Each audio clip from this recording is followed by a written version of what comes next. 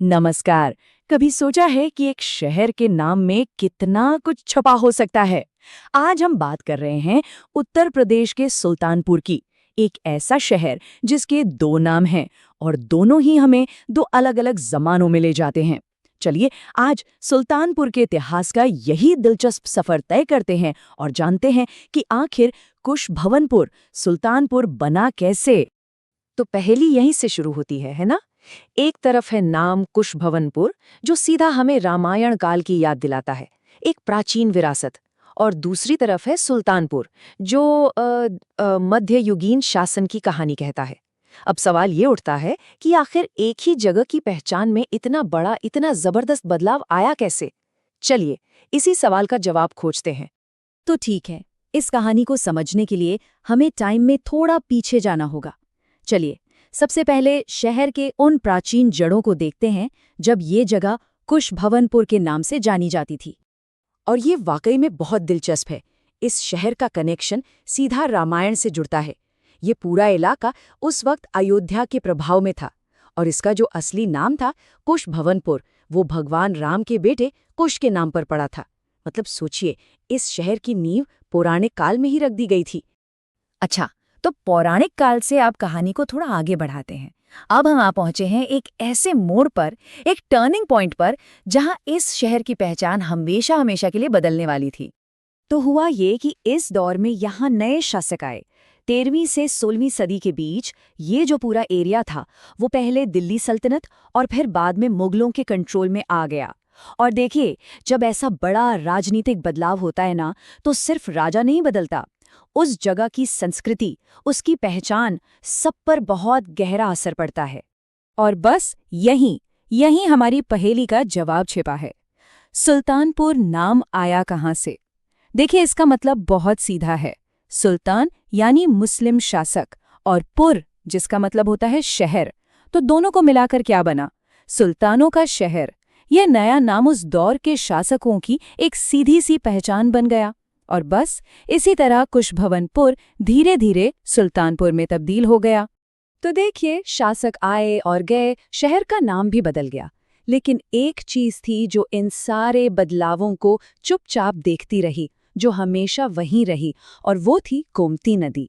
ये नदी सिर्फ एक पानी का जरिया नहीं है, ये तो इस शहर की आत्मा है, इसकी जान है।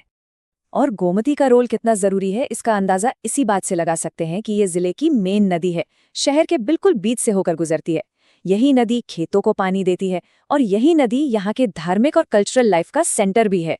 सच कहूँ तो शहर की असली धड़कन तो इसके घाटों पर ही सुनाई देती है। और क्योंकि गोमती नदी यहाँ है, तो यहाँ की जमीन भी बहुत उपजाऊ है, मतलब एकदम जबरदस्त। इसी वजह से यहाँ गेहूं, धान, गन्ना और दालें, ये सारी मुख्य फसलें खूब होती हैं। और यही फसलें तो इस पूरे इलाके की इकोनॉमी की रीढ़ हैं, उसकी बैकबोन है। तो कुल मिलाकर ये कहना बिल्कुल भी गलत नहीं होगा कि सुल्तानपुर की पहचान आज भी एक कृषि प्रधान जिले के तौर पर ही है।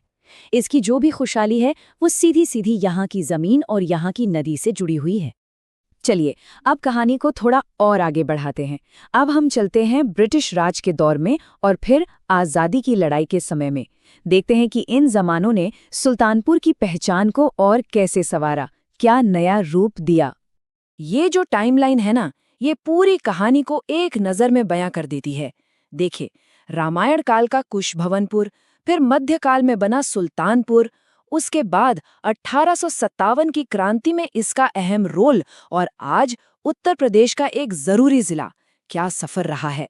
और हाँ, ये बात याद रखना बहुत जरूरी है कि 1857 की जो क्रांति हुई थी, उसमें सुल्तानपुर कोई मूक दर्शक बनकर नहीं बैठा था। नहीं, बिल्कुल नहीं। यहाँ के लोगों ने आज़ादी की उस लड़ाई में बढ़ चढ़कर हिस्सा लिया था और ये शहर उस विद्रोह का एक बड़ा सेंटर बनकर उभरा। और आज भी सुल्तानपुर का ये जो मिला जुला इतिहास है ना, वो इसकी इमारतों में, इसकी गलियों में जिंदा है। एक तरफ धुपाप मंदिर जैसी पौराणिक जगह है, तो दूसरी तरफ विजेथुआ हनुमान मंदिर जैसा आस्था का बड़ा केंद्र। यहाँ तक कि पुराने किले के कुछ हिस्से भी आज मौजूद हैं। ये सब मिलकर ही तो इस शहर की पूरी कहानी सुनाते हैं। तो आखिर में अगर कोई पूछे कि सुल्तानपुर की पहचान क्या है, तो जवाब है, ये इन सब चीज़ों का एक खूबसूरत मिक्सचर है। इसकी प्राचीन पौराणिक जड़ें, मध्यकाल का असर, लोगों की गहरी श्रद्धा, खेती किसानी पर टिका जीवन और हाँ, क्रांति की वो जबरदस्त विरासत, ये सब कुछ मिलकर आज के सुल्तानपुर को बनाते हैं। तो हम वापस उसी सवाल पर आते हैं जिससे हमने शुरुआत की थी कि एक शहर के नाम में आखिर कितनी कहानियां छिपी हो सकती हैं। सुल्तानपुर का ये पूरा सफर हमें यही तो सिखाता है कि कोई भी नाम सिर्फ एक शब्द नहीं होता, उसके पीछे सदियों का इतिहास, पूरी की पूरी तहजीब छिपी होती है। अगली बार जब किसी शहर का नाम सामने आए तो एक पल के लिए रुककर जरूर सोचिएगा कि इस नाम के पीछे कौन सी कहानी दफन होगी।